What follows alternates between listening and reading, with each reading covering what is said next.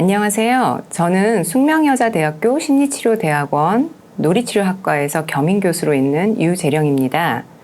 오늘 이 시간에는 소심하고 자신감 없는 아이에 대한 이야기를 좀 해드리려고 합니다. 아마도 모든 부모님들이 바라는 것은 내 자녀가 소심하지 않고 자신감이 많은 아이로 성장하는 것일 겁니다.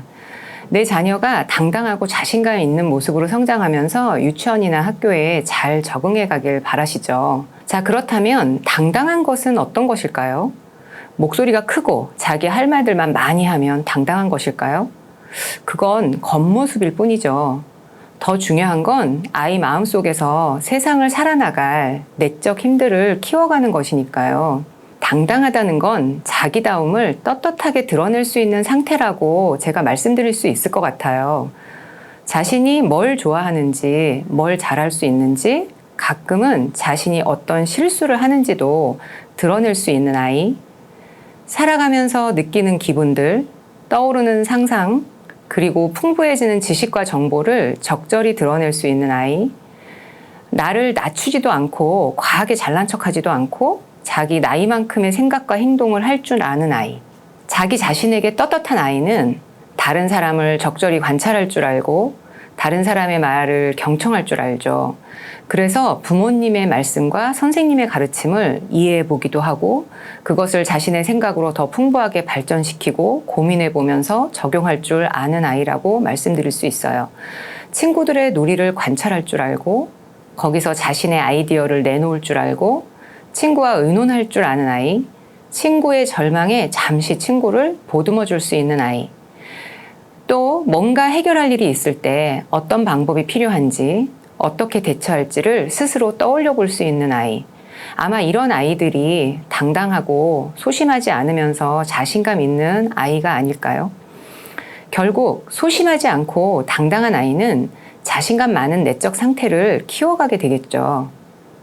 자기를 믿는 아이, 내가 알고 있는 것, 내가 생각해낸 것, 내가 선택한 것을 믿을 수 있는 아이, 내가 선택한 과정에서 시행착오가 생기더라도 자기 마음속의 좌절감을 다스리면서 알맞은 해결책들을 찾을 수 있는 아이를 저희는 자신감 많은 아이라고 말할 수 있을 것 같아요.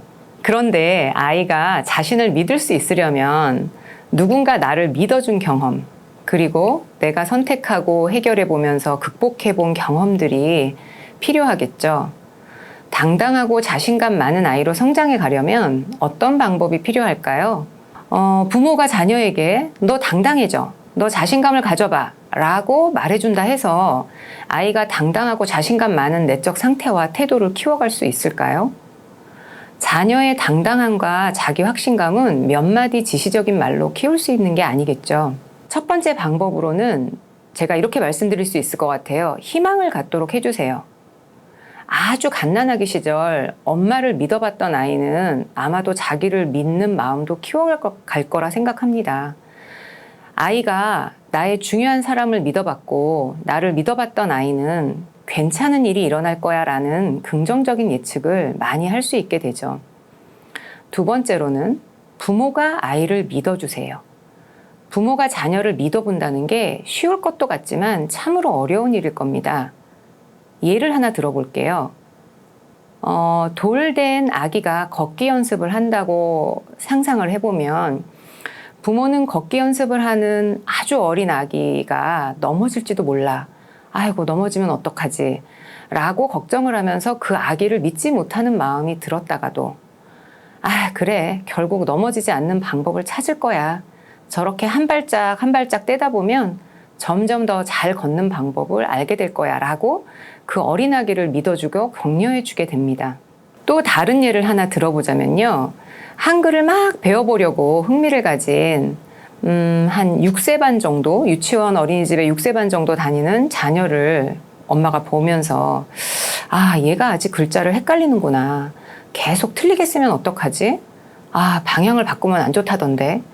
라면서 아이의 글씨 쓰는 모습을 보면서 아이의 한글 습득을 믿지 못하고 걱정하기도 합니다. 하지만 아이는 결국 글자를 정확하게 읽게 되죠. 그래서 그런 모습을 보면서 부모님은 그래, 결국은 정확히 배우게 되는구나 라고 믿게 되지요. 좌절과 실수는 있을 수 있는 일입니다. 아이가 커가면서 하게 되는 실수, 시행착오는 그럴 수 있는 일들인 거죠. 실수를 밑거름으로 삼는 아이는 해결 방법을 찾으면서 더 나은 단계로 발전합니다. 아이가 뭔가 좌절했을 때 스스로 속상해하는 감정을 저희는 좌절감이라고 말하는데요. 그 좌절감을 부모님이 공감해 주세요. 시행착오를 딛고 일어서기 위한 크고 작은 해결책을 찾아갈 것입니다. 그 해결책이 부모님 보시기에 비록 작아 보여도 아이에게는 스스로 해결해 본 중요한 경험이 될 겁니다. 스스로 해결할 기회를 주세요. 또 긍정적 피드백을 할 때 아이에게 네가라는 주어를 사용해 주세요.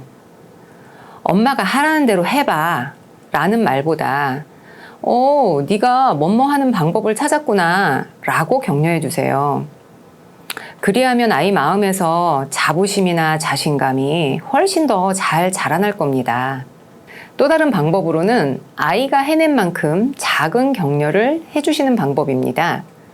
부모가 기대했던 결과가 나온 다음에야 어떤 칭찬을 해준다면 아이의 자신감이 늘어날 수 있을까요? 예를 들어서 시험을 100점 맞아온 초등학생 저학년 자녀에게 역시 넌 100점을 맞았어. 100점 맞았으니 훌륭해, 대단해 라고 칭찬을 해준다면 아이의 자신감이 늘어날 수 있을까요? 결과보다는 아이가 노력해온 과정, 아이가 사용했던 방법과 기술에 주목해 주세요. 예를 들어 고구단 시험을 100점 맞아왔을 때는 와, 네가 열심히 준비한 결과로 100점을 해냈구나. 넌 구구단 외우는 방법을 다 알아냈나 봐. 2단에서는 숫자가 어떻게 달라지는지, 5단에서는 숫자가 어떻게 늘어나는지 네가 알아낸 거지 라고 말이에요. 또 다른 예를 들자면 받아쓰기에서 80점 맞은 자녀에게는 뭐라고 얘기를 하면 좋을까요? 아이는 나름대로 시험 보기 전에는 내가 이 정도 받아쓰기는 잘 해낼 수 있을 거야 라고 생각했어도 막상 시험 보는 동안 긴장도 할 수 있고 어떤 단어나 문장이 떠오르지 않을 수도 있지요. 그래서 10개 문제 중에 한두 개의 문제를 틀렸다고 가정한다면 아이는 어쨌든 실망스러울 겁니다. 이때 부모는 아이의 마음을 공감해 준 후에 다음과 같이 짧은 격려를 해줄 수 있습니다. 아이고, 너가 10개 문장 중에 한두 개가 좀 헷갈렸나 봐. 또 그렇게 한두 개 단어가 그렇게 살짝 생각이 안 나냐? 아까웠겠다. 넌 더 잘 볼 수 있을 거라고 생각했었는데 말이야. 2개 틀려서 아쉽지. 하지만 네가 10개의 문장 중에 8개는 정확히 다 기억했네. 라고 격려해 주세요.